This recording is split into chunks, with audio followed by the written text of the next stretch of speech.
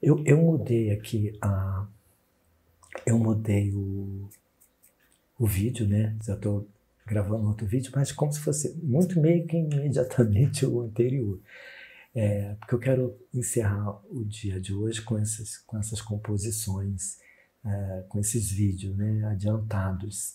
Então, eu tinha comentado que é muito importante ter uma percepção em relação às cores, né, porque a cor tem a sua intensidade energética, sabe? E elas têm fortes influências. Então, quando você vai analisar um número, pensa também na cor. Eu vou mostrar uma coisa aqui para vocês. Aqui, ó. Isso aqui eu escrevi aqui, ó. Vibrações transitórias, sabe?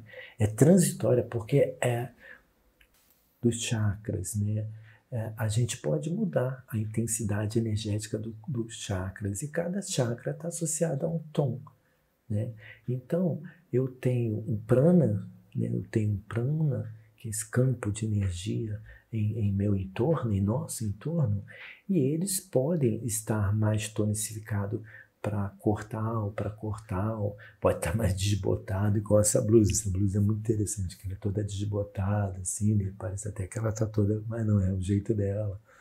Mas não é uma coisa que a gente olha e possa até dar de primeira se dar uma boa impressão. Então, às vezes, o nosso prana não está dando uma boa impressão porque nós não estamos numa boa impressão, né?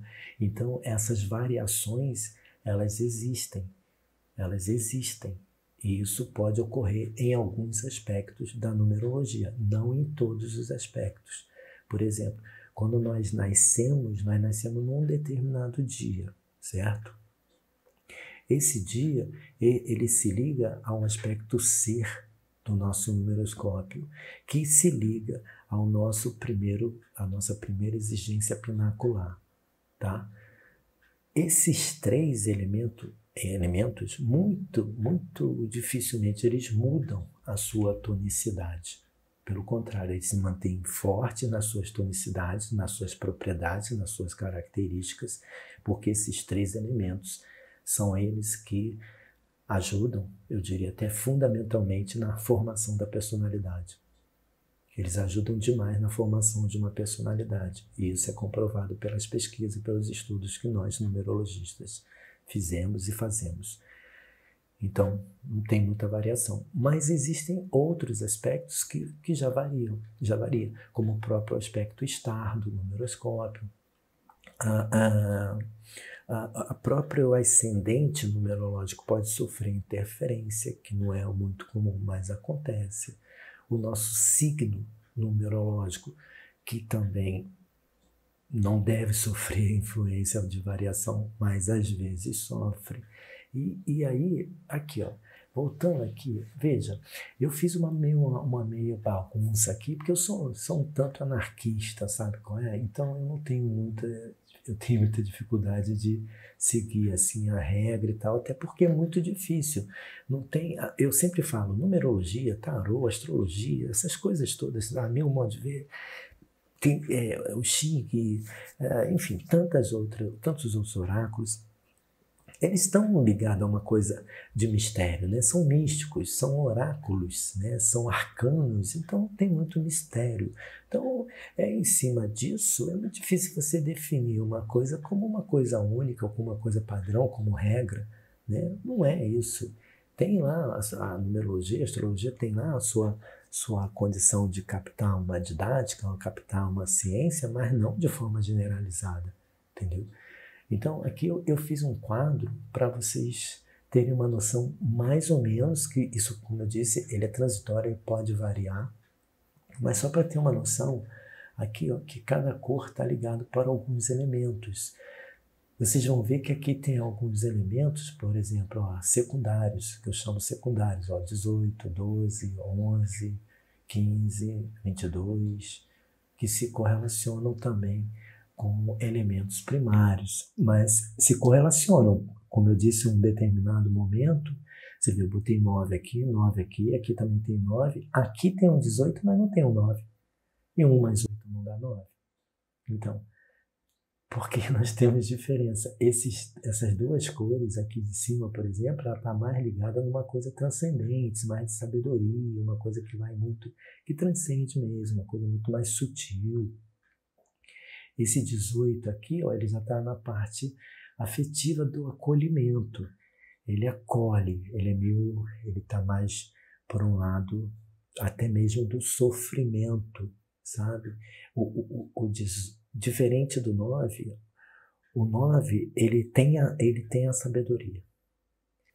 O 18, ele não é que ele não tem a sabedoria, ele até tem. Só que, como ele tem muitos sentimentos ainda, como ele está muito ligado aos sentimentos, ele acaba sofrendo. Mas ele é um acolhedor. O 9 puro, ele entende, ele compreende. Ele é um orientador, ele orienta, ele é um guia. É um guia que compreende. Então, ele não sofre, porque se ele sofrer, ele se envolve. Ele se envolvendo, ele pode entrar numa parcialidade, ou ele pode perder o bom senso. Ó, como é que se faz as leituras. Então, isso aqui tudo, isso é tudo avançado, mas é importante vocês terem uma noção, pelo menos, dessa relação entre elementos que são transcendentes, né? Que são mais desligados, são mais transcendentes, são mais bem resolvidos entre as polaridades, os elementos mais intelectualizados, tá vendo? Tem aqui os elementos mais terra-terra, mais telúricos, estão aqui, ó, muitos deles aqui. E também não poderia ser diferente ter muitos aqui no telúrico, né? Porque se a gente olhar o planeta ele é muito mais telúrico. Se nós olharmos o planeta no realismo, aonde que estão as partes mais espirituais, né?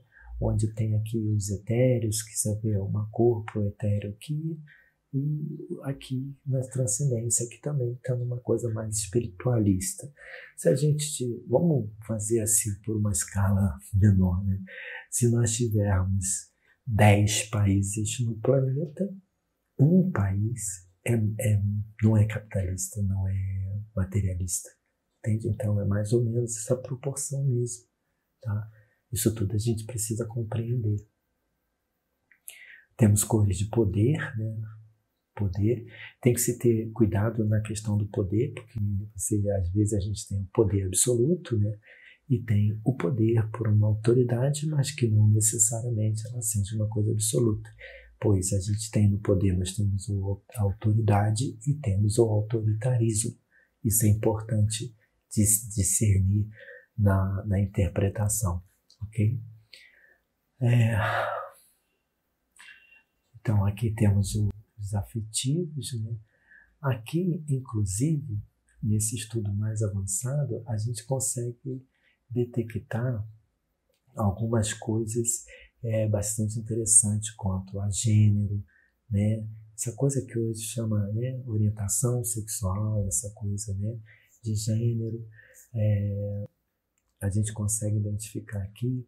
Aqui a gente consegue identificar algumas predisposições enquanto situações onde as pessoas podem estar mais susceptíveis a isso, aquilo outro, mas que pessoas que possam estar com mais sensibilidade mental, e aí ter disfunções mentais mesmo, depressão.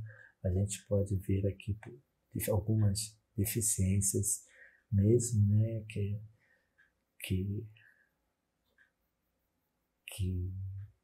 pode se dizer de natureza psiquiátrica. Isso a gente vê aqui. A gente vê também o altruísmo, a gente vê aqui como é que se fala, que eu falei ainda há pouco, né? O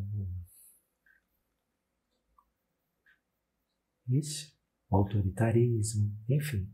Aqui a gente vê a mãe, o pai, a fertilidade, Aqui a gente vê a responsabilidade, a pessoa responsável, o trabalhador de chão, de braço, o trabalhador braçal, o trabalhador intelectual, o trabalhador espiritual. Tá tudo nessa tabela aí, tá? Só quis mostrar aqui um pouquinho. Qual? Não sei. No anterior acho que eu só usei aquela, né? Que o tom de luz e de cor é diferente, né? Depois para ajustar é difícil. Mas tudo bem. Então, vamos lá. Aqui, então, eu já falei, né? Falei do zero, né? A questão do zero. Inclusive, nessa tabela das vibrações transitórias, eu não coloquei, né? Eu não coloquei o zero. Mas o zero, ele não está aqui, né? Em nenhum desses elementos aqui. Eu comentei ainda há pouco que o zero, ele tem uma propriedade, não é propriedade, ele tem a sua natureza quando... não é natureza, quando dentro do espelho, ou do numeroscópio, quando o zero aparece no desafio, ele aparece sozinho. Na maioria das outras situações, ele aparece acompanhado, que é o papel dele, né? Ajudar a fazer identificações. Mas quando entra em desafio, o zero em desafio é o mesmo zero do Platão, da caverna, sabe?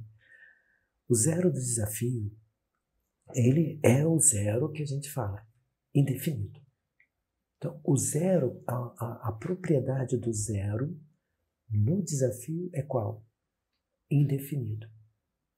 Mas pensa, se ele aparece no desafio, então isso quer dizer o quê? Que o meu desafio, né, é não ser indefinido. Ele está como zero, mas o zero, que alguns dizem que é o nada, ou que é o vazio, e a física quântica diz que o nada não existe, e realmente não existe. Então, se ele está ali, ele não está ali. Ele pelo menos não deve estar ali. Porque aquilo é um espaço que precisa ser ocupado. Então, o que ele faz? O desafio do zero é tomar uma iniciativa. E não ficar ali no vazio. Não ficar nas imaginações. Não ficar nas ilusões da caverna. Não ficar com medo de tomar uma iniciativa, de sair dali e procurar a luz. Sabe? Não ter medo de quebrar a corrente, quebrar o obstáculo e afrontar. Esse é o zero no desafio. Muito legal, né? Só isso, por enquanto. Tchau.